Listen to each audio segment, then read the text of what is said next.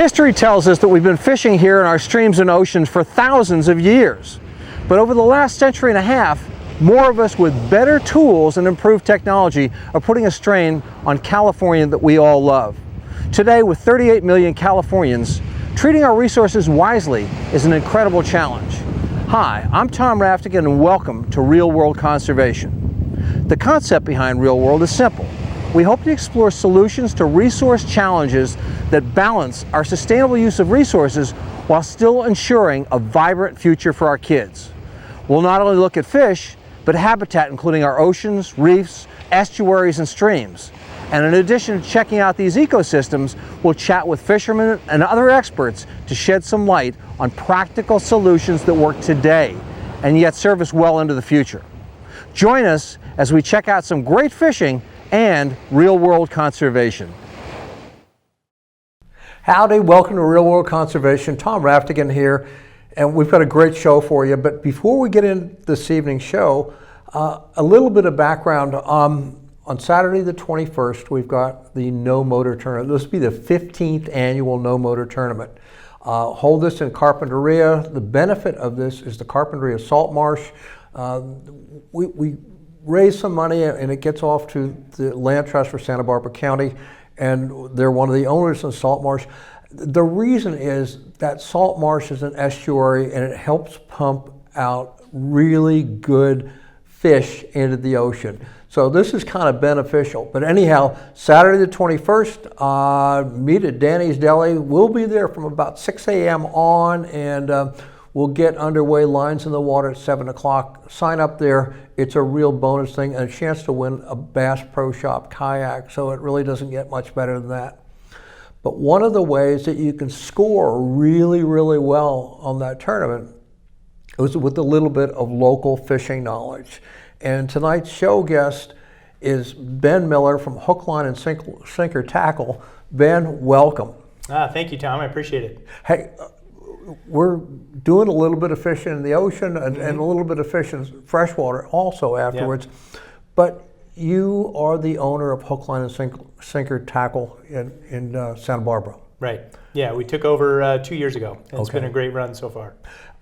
I think one of the most important things that a local tackle store can do is help people with local sport fishing knowledge. You guys got any insight there? Yeah, we're always willing to share. We've got good relationships with a lot of folks that are out, whether it's at the islands, near shore, from the shore, pier fishing, and all the way up to Kajuma. So we're always happy to share. For me, the most important thing is getting people engaged in fishing, understanding their responsibility with fishing, and then executing on that and having success catching fish and then releasing and or taking the fish responsibly. Amen. We've done a lot at the Sportfishing Conservancy, and one of the things we've really focused on is best practices for recreational fishing. How do we do what we do well? And again, I have no problem with somebody taking fish home for dinner, do the same thing myself. But the other thing is, if we're going to release something, let's make sure that fish survives. So you're talking about getting people engaged in fishing. If somebody wanted to go fishing and they walk into the store, what would you tell them? Well, it happens on a weekly basis, so it's maybe this is going to sound too rehearsed, but it's usually the first question is, what type of fishing do you want to do? Do you want to fish from the shore? Do you want to fish from a boat? If it's a boat, freshwater, saltwater, and just try and get a sense of any experience they might have. Maybe it's zero, maybe it's something. Getting an understanding of where they are in their fishing experience and through the course of their life, what have they done? And then if there is some experience we can draw on, what did they enjoy about it? And then try and gear it from there. Make sure they have the right gear. They understand how to use that gear properly, and hopefully get them onto some fish that pull a little bit and get the engagement going from there. And that's so important. And initially, it's the tough part. It's like, how do you catch that first fish? Right. And it's incredibly important for kids there too. Absolutely. And how do you get them? And how do you start pointing them in the right direction? I come in the store. I want to go freshwater fishing. Yeah. I've got an old spinning rod, an old trout rod that's in the garage. I mean, where do you go from there? Yeah. So based on that, we're going to direct you into Kachuma. And Kachuma is not an easy lake to fish. It's nuanced. It's changed a lot since we got all the rain. It's 3 times the lake that it was, statistically speaking. There's a bunch of new stick-ups and a bunch of new hazards in the way. So it's even folks that have fished there 20, 30 years are having a hard time with it. So what we're trying to do is get people into those zones where we know there's some fish, even if it's a panfish, a bluegill, a red ear, a crappie, something like that. Because once, and especially if it's a kid, once we get somebody, sorry to use the pun, but hooked on a fish, they're hooked on the sport. And then from there, it's they come back, they ask for more information, they tend to expand, and their experience can be, if it's an enjoyable one, it can be the gateway to more and more types of fishing.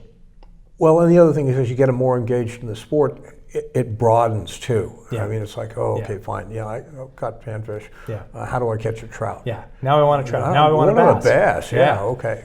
Yeah. So, can you get somebody set up like that? They come in with a trout rod. It's like, oh yeah. Can you get them? Yeah. Generally, it's going to. First thing we're going to do is check the equipment, make sure it's functional. Yep. It's really no fun if you get up to the lake, you've committed to either yourself or your family or something, you get up there and things don't work. Yep. So we're going to check, make sure the reel is functional, make sure the rod doesn't have something significant wrong with it. Yep. If there is, we've got some combos that work pretty well that are all rigged up and ready to go for $30. So it's not a tremendous imposition. I get it. It's not great economic times, but we try and be reasonable and get things going that way and make sure people can fish. I want to add a little kind of a plug in here.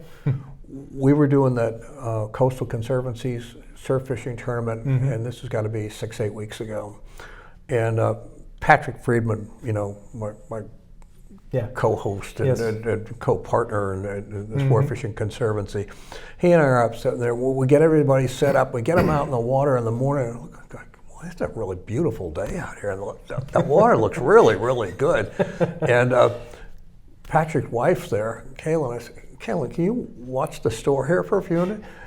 Patrick and I jumped in the truck, drive down to your shop, bought a used rod and reel, and came back up so we could fish right there. So the only reason I bring that up is like, hey, look, you can get in there for not. I mean, we split it, but it was like, okay, fine, got us out fishing. So get out the door. Yeah.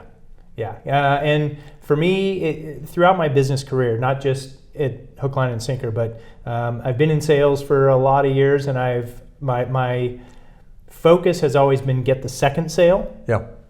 It's not that it's easy to get the first one, but if you get the first one, great. If you do a good job on that one, then you get the second one. Now you've got a customer that's committed, understands that there's a quality individual and experience on the other side, and we'll go forward from there. So, Kachuma is a good place to start freshwater. Yeah. Okay. What about saltwater? Saltwater, the nice thing about saltwater is we've got surf perch in our zone, and they're always hungry. Yep. And there's some pretty easy markers to tell people. It's not that it's easy fishing, but it's less nuanced there. You can walk people through, look for clean water, and here's what we mean by clean water. Look for transition zones from one type of structure to another. And that's, you can explain things almost in a mathematical way to narrow down and keep them from going to zones that will be much less productive and get them into those zones that are much more productive. And same thing, you just got to get them on their first one. and Yeah. then from there it's going to go usually. Exactly, and the thing that I like about surf fishing is it's like any fishing. It's habitat. Look for Yeah. structure. Yeah. And you know, you get, oh, nice beach, all right, oh, it all looks the same. Okay, well, let's look at this a little more closely. Yeah. And you say, okay, fine. Well, the waves are all running in. They're running here and they're running out there. So, well, where are they running out? Well, they're running out over there. Okay, Yeah. fine. Are you looking? Yeah. Yeah. Was there some brown water there? It's okay, fine. So the waves are taking something out. They're taking sand crabs and worms and things out from the beach. Right. Maybe that might be a good place to fish. Yeah. So, Especially when those sand crabs are showing up on the shore Yeah. at that spot too. yeah, So yeah, as they come up, the current's going to pull them out, and guess who wants that? yeah. And then the little fish are eating them, and something's looking for those little fish at the same Yeah. time. Yep. So, can you get somebody set up for surf fishing the same way that you? Oh yeah, yeah, Okay. yeah. We've got same thing. We've got ready-made combos. The price point is a little bit different on those. Saltwater is just it's a more challenging environment than freshwater, so we need to beef up the equipment a little bit. But yeah, for $100, we can get them into an outfit, get it lined, get them some rigs that will be successful in the surf zone, and get them working that way. And that's where they will catch fish. Yeah, Yeah. Okay. Fine. We haven't even gotten into getting out on a fishing boat yet. right. So Yeah. we're just talking about somebody, a dad that, hey, you know, bring the kid out, and yeah, let's go, let's get out there Yeah. and do it. But for not a lot of money, you can get them out the door, especially if you've got the old trout rod in the garage. Yeah, Bring it along, take a look at it, and you basically go through that with them. yeah, yeah, and reminding them that if their children are under 16, they don't need a fishing license. right? So Right, all the so- better. That's good. So, Yeah. or you can fish on the pier Right. without a license. Yep. Even dad. Yep. So, Anybody. Yep. we're talking an awful lot about kids fishing. You've got an interesting contest coming up. Tell me a little bit about this high school. Yeah, we did our inaugural tournament in the spring, and it was there was a lot of learnings from it. I'm just going to say right now it was not. It was very successful for a first time. I didn't know what I didn't know, and there were 2 schools that were involved, San Marcos and DP, and they each won a team category. So that worked out well. We're going to do it again in November. Okay. So November 18th and 19th.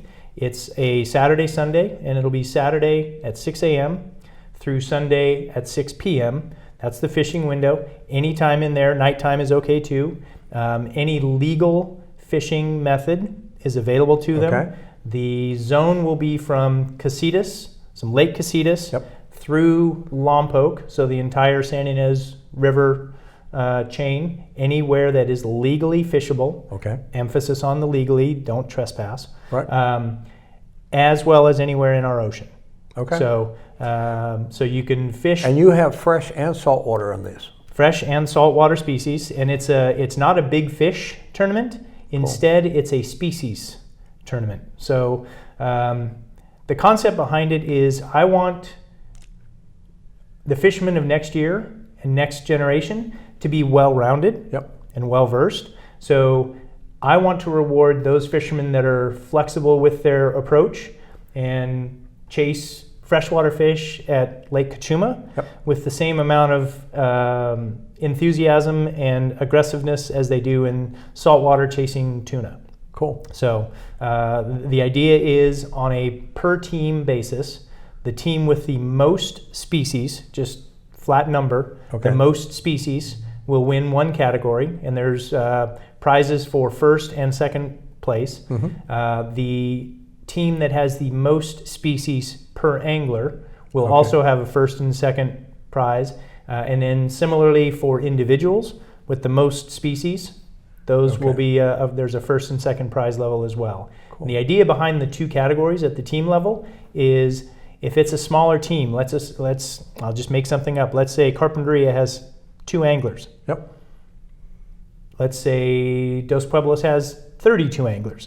The odds are stacked against Carpinteria that they're going to get the most species as compared to somebody that's got 32 anglers. What they might do though, if they're 2 really good fishermen, they might win the most species per angler. Yeah. Right. So that gives large and small teams equal opportunity to win something, prizes and things. Awesome. And the prizes are coming on that. Yeah. Hey, I got to put a plug in for the Sportfishing Conservancy. First of all, we absolutely are thrilled at what you're doing. And we're absolutely thrilled to be part of it and help support you in every way possible down the line.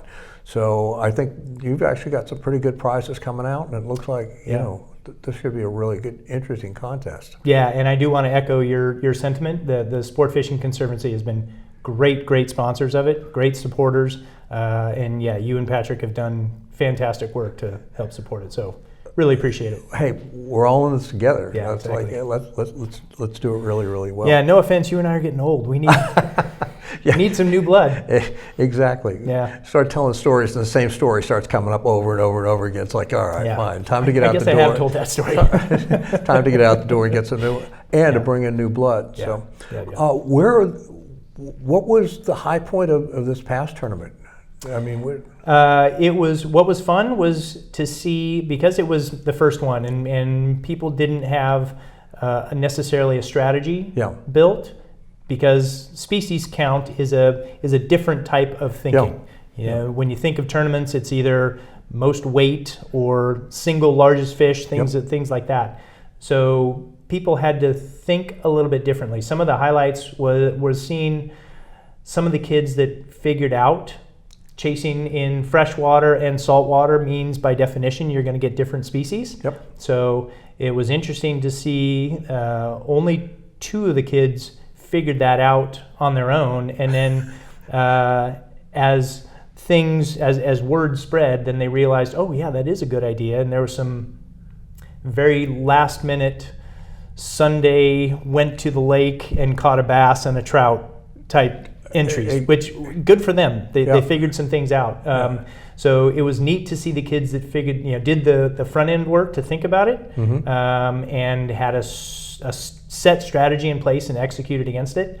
One individual, who I will keep anonymous, but did a really great job. He was very organized, and I talked to him afterwards, and I said, it seemed like you had a whole strategy. And he said, oh yeah.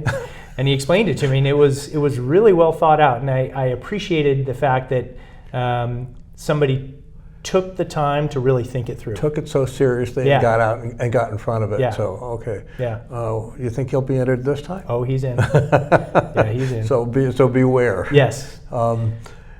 That's really interesting. And again, if you can get out, and there are a lot of different species you can catch on the coast here. And how do you tally up these? Do you?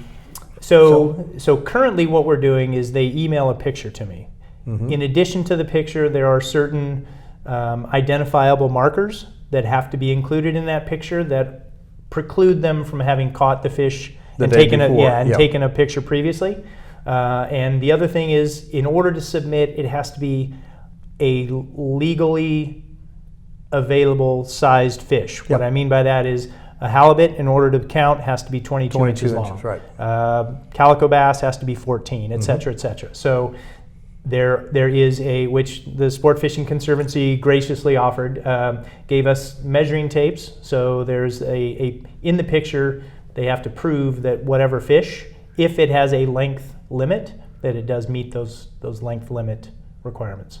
Cool. So we've got a pretty interesting scoring, and you score on the number of species of legally caught fish. Legally caught, legally sized fish, yes. Okay.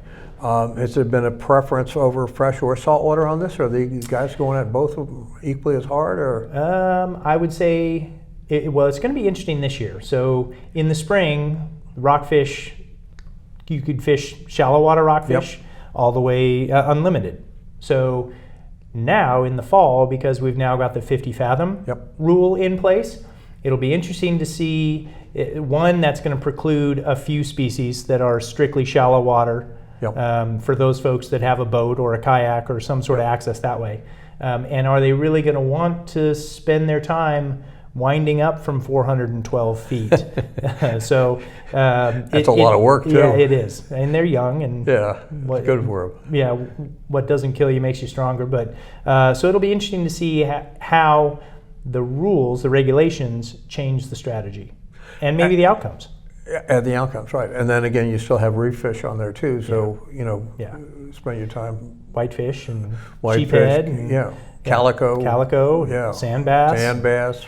Yeah. Halibut, if you're lucky. Yeah. Go get ronky and smelt. Right, and, that's right. You can go crazy just in that surf and immediate after the surf zone and around the harbor. Yeah, there's that's what I like. That's one of the things that I really like about the tournament is you can find fish in a lot of different places. Yep. If you just put your mind to it.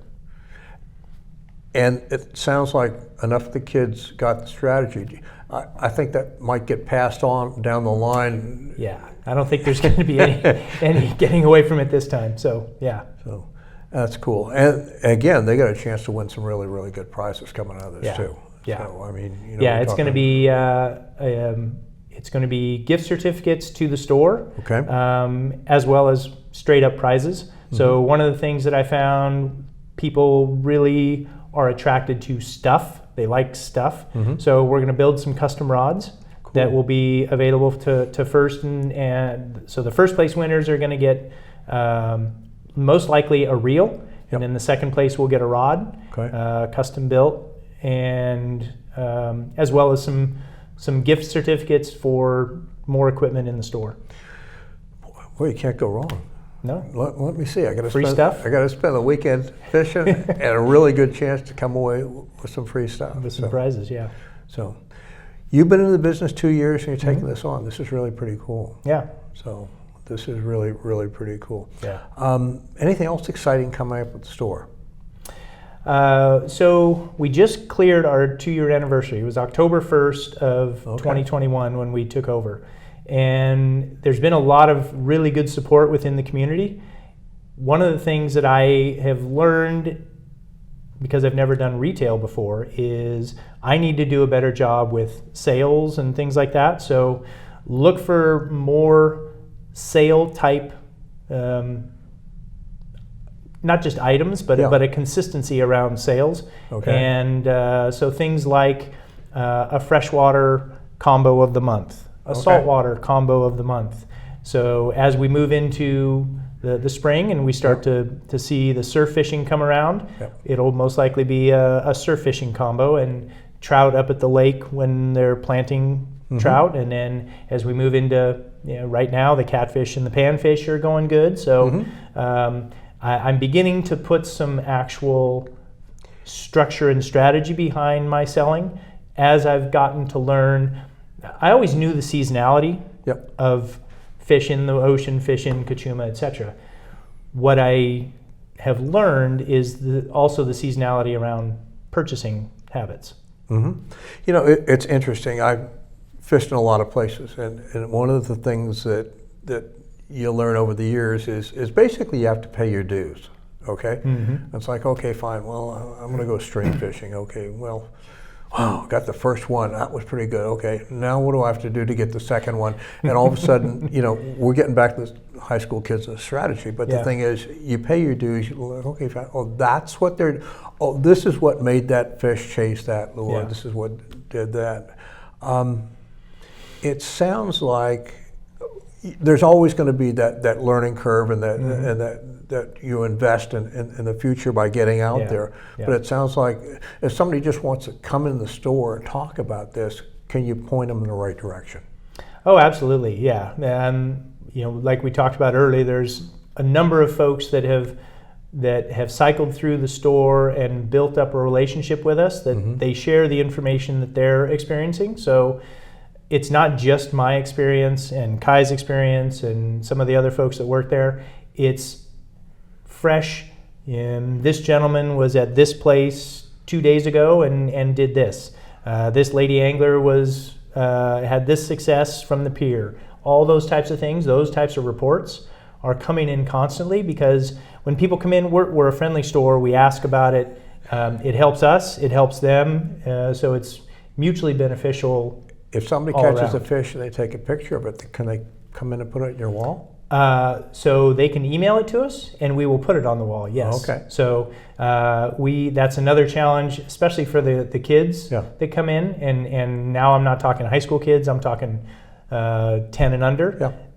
They love seeing the fish on the wall. Yeah. So we challenge and encourage them to take a picture when Yeah. they catch a fish and email it to us, or even just bring it to us if it's in your phone and we need to do something like I'm going to get a little techie here, but an airdrop. Okay. From your iPhone to my iPhone or Kai's iPhone or whatever, we can do that. We're happy to do that. And then every other month, we build up a backlog of photos. And so then we print them off and swap out the old pictures with new ones and try and keep it fresh on that board. So you got to keep catching different fish to Right. keep. Yeah. Okay. Well, that's the seasonality of it all. that is. Go catch a catfish and then a trout and then a bass in the spring. Yeah. If you're in high school, that'll win you some prizes. If not, it'll get you a spot on the board, if nothing else. That's right. So pretty Yep. cool. Yep. I just like the idea of, and again, local knowledge, local tackle shop. Yep. I get back to the point that hey, look, we always pay our dues when we're fishing somewhere. You have to learn the waters, but boy, I tell you, it's quite a shortcut coming into the store and learn a little bit. And you don't have to come in and buy something. You can just come in and share the knowledge. Just talk fishing. Yeah. Yeah, that's, you can appreciate this. We are of an age where we like to talk a lot. And there's lots of other folks in that same vein, and so they come in, and it's a fishing tackle store, so you just talk fishing. Yeah. And so I enjoy that part of it. Although Kai, I think, gets a little frustrated with my long-windedness, but that's okay. She'll be fine. She'll get over it. Yeah. Exactly. Well, you're fishermen. It's like, what do you do? Well, I kind of tell stories. Right. It's like, no, this is really important. This is the big part of the story. It was 6 years ago. I can remember the day. And it was Yeah. But that All that those is things. important. Yeah. I think the other important thing here is that somebody can come in and openly talk and go, hey, look, I haven't been out as long. It doesn't have to be. I know all this. It's like, hey, look, how would you do this, or what should I do on this? And that's really important. Yeah. I mean, that's the key to local knowledge. Yeah, we get a lot of folks that come in that they want to catch their first halibut. Yeah. And so we set them into different types of equipment, different types of fishing, and get them going down that path. And then it's the refreshing and or encouraging thing to me is when they come back and they say, okay, I got my first halibut, but it was only 19 inches long, so I couldn't keep it. Yeah. So now it's moving to that next level of experience and expertise, and putting those two things together to say, okay, well, what happened that made it successful, and then applying that to now different zones in different ways. Exactly, and don't start with halibut, because getting that first legal one, it can take a little while. It can take a while. Yeah. They're out there, but it can take a while. Yeah. So, hey, I can kind of hear that music coming up, which means that we've spent a half hour talking about fishing. So it really didn't get much better than that. No. If somebody wants to continue, where is the store located? So the address of the store is 4010 Calle Real. It's where Highway 154 and the 101 meet in the High Time Liquor shopping center. Right there on the way to Kachum. On the way. Thanks so much. Thanks for tuning in. Appreciate it, Tom. Oh, you bet. You've got to be a crazy man if this is the life you choose. Is this the life you choose? Oh, this is the life I choose.